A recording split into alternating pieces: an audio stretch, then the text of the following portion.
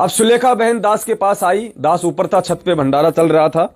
तो सुलेखा ने बहन ने कहा कि भगत जी बात बिल्कुल बिगड़ चुकी है और भगत जी किसी भी प्रकार से आप निकलो, क्योंकि मुझे पुलिस वाले ने कह दिया है कि मेन टारगेट इनका कोई पवन नाम का आदमी है जयपुर का, और कुछ भी हो सकता है उसके साथ में। और उससे पहले भी, क्योंकि देखो भाई डामाडोल व्यक्ति तो हर ग्रुप में होते हैं। हम सत्सेवकों में भी एक दो ऐसे हैं जो 50% इधर हैं, 50% उधर हैं। उधर की न्यूज इधर दे देते हैं, इधर की बातें उधर पहुंचा देते हैं। तो उधर भी डामाडोल व्यक्तियों की कोई कमी नहीं है।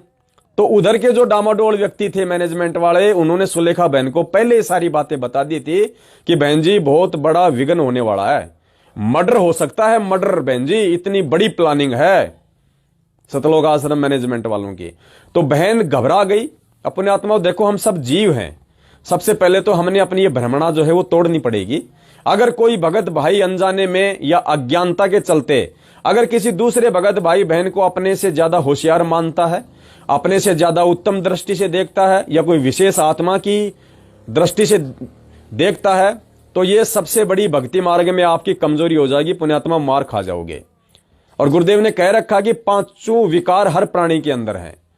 अगर किसी में पांचों विकार नहीं है, अगर किसी में भय नहीं है, अगर किसी में डर नहीं है, तो केवल पूरी सृष्टि में एक में नहीं है। बंदी छोड़ सतगुरु रामपाल जी भगवान में नहीं है, क्योंकि वे इंसान नहीं है, वे कोई मानुष नहीं है, वे कोई जीव नहीं है, कोई प्राणी नहीं है। पुण्यात्माओं, हम सत्संगों पे ध्यान देंगे तब पता चलेगा हमें। क्या कहते हैं गुरु जी कि पुण्यात्माओं 21 ब्रह्मांड का कोई भी प्राणी ये सत्संग करने का अधिकारी नहीं है। कहते हैं ना गुरु जी कि इस 21 ब्रह्मांड में कोई सत्संग करने का अधिकारी नहीं है कोई प्राणी। तो गुरु जी कौन है? बैठे तो 21 ब्रह्मांड में ही हैं। जब 21 ब्रह्मांड का प्राणी सत्संग करने के अधिकारी नहीं है तो गुरु जी सत्संग कर रहे हैं, तो गुरु जी भी किस ब्रह्मांड में बैठे हैं। तो क्या संकेत दे रहे हैं परमात्मा कि नालायको, अगर मैं सत्संग मैं कर रहा हूं और तुम्हें यह भी कह रहा हूं कि 21 ब्रह्मांड में कोई सत्संग करने का अधिकारी कोई जीव नहीं है, तो गधों में जीव नहीं हूं। मैं क्या कह रहा हूं कि जीव सत्संग करने का अधिकारी नहीं 21 ब्रह्मांड में, और फिर भी मैं 21 ब्रह्मांड में आके सत्संग कर रहा हूं जीव बन के। तो नालायको, मुझे जीव समझने की गलती मत करना, मैं पीव हूं, पीव। तो पुण्यात्माओं, हम सब जीव हैं। भले परमात्मा ने किसी भाई को छोटी सेवा दे रखी है, किसी को थोड़ी सी बड़ी सेवा दे रखी है, तो सेवा तो अपने संस्कारवश मिलती है। ये निर्भर करता है कि पिछले जन्म जन्मांतरों से हम परमेश्वर के कितने नजदीक रहे हैं और किस प्रकार से उस परमात्मा ने हमसे सेवाएं ली हैं। उस आधार से परमात्मा निर्धारित करते हैं आगे के जन्मों में कि कौन सी आत्मा को किस प्रकार की सेवा देनी है।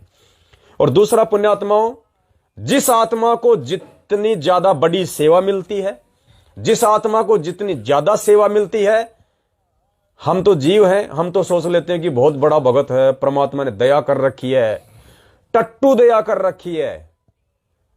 पुण्यात्माओं, गुरुदेव ने बताया कि हॉस्पिटल में डॉक्टर सबसे ज्यादा नजदीक और सबसे ज्यादा देखभाल बार बार उसी मरीज की करता है जो बहुत ज्यादा सीरियस होता है, जो कोमा में होता है, जिसकी क्रिटिकल कंडीशन होती है, जो आईसीयू में होता है। ठीक इसी प्रकार इस भक्ति मार्ग में गुरुदेव जिसको सबसे ज्यादा सेवा देंगे, पुण्यात्माओं समझ लेना, उस पुण्यात्मा के पिछले जन्मों के संस्कार बहुत कमजोर हैं। पिछले जन्मों में वो नालायक था, वो गधा था, भगवान की उतनी सेवा नहीं कर पाया। इसलिए परमात्मा उस आत्मा को जिसको पार करना चाहते हैं, उस आत्मा को परमात्मा भक्ति से सुदृढ़ करना चाहते हैं, तो परमेश्वर फिर उस आत्मा को ज्यादा सेवा देते हैं, उसके ऊपर ज्यादा बोझ डालते हैं फिर, ताकि जल्दी से उसके वो अच्छे कर्म बने।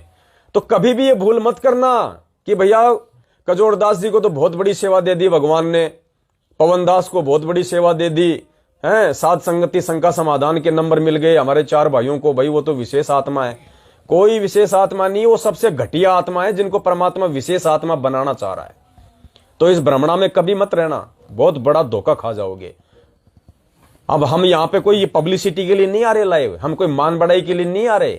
हमें परमात्मा ने सकुशल वहां से निकाल दिया, हमें अपनी औकात भी परमात्मा ने दिखा दी और हमें अपनी औकात का भी मालूम है। अब हम चाहते तो आपके सामने अपने आप को बड़ा चढ़ा के भी पेश कर देते, हमने ये गढ़ जीत लिया, हमने वो कर लिया, हमारा कुछ नहीं उखाड़ पाई, उनकी क्या औकात थी, हम तो पहले कह रहे थे। ये झूठी प्रशंसा तो हम भी कर सकते हैं अपनी। लेकिन परमात्मा अंतर्यामी, उसको पता है कि यह गधा अंदर से क्या बोल रहा है, बाहर से क्या है। तो पुण्यात्मा, परमात्मा कहते हैं मोह पांचों विकार सताते हैं, हे साहिब ना बच पाते हैं।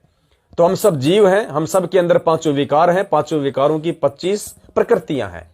तो दास भी भयभीत था भाई, डर तो सबको लगता है, ऐसी बात नहीं है, चाहे हम कितने बड़े भगत क्यों ना बन जाएं। तो हल्का हल्का डर दास को भी था, लेकिन भाई विश्वास भी कहीं उससे ज्यादा था कि परमात्मा तेरी शरण में है, जो राखूं त्यों रहूं, जो देव सो खाऊं, कुत्ता हूं गुरुदेव का, जैसे रखोगे वैसे रहेंगे परमात्मा। अगर आपने अगर यहां पे अगर हमारी अगर हत्या करवानी है, अगर हमारे भाग्य में अगर ऐसा लिखा हुआ है, अगर यदि आज हमारे को यहां पे वो शरीर छूटना है, तो परमात्मा छूटेगा। अगर तेरी मर्जी होगी तो छूटेगा, फिर चाहे मैं कितनी कोशिश कर लूं मैं नहीं बच पाऊंगा।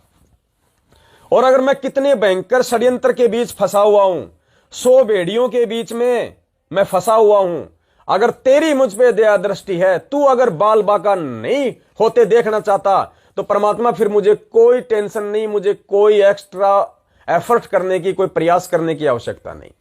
तो इतना तो विश्वास परमेश्वर पे पूर्ण है, तभी परमात्मा ने सेवाओं में खड़ा किया हुआ है। लेकिन पुण्यात्मा जीव हैं, इस कारण से भय भी अंदर रहता है। जब ऐसा माहौल पैदा कर दिया जाता है गुंडागर्दी का,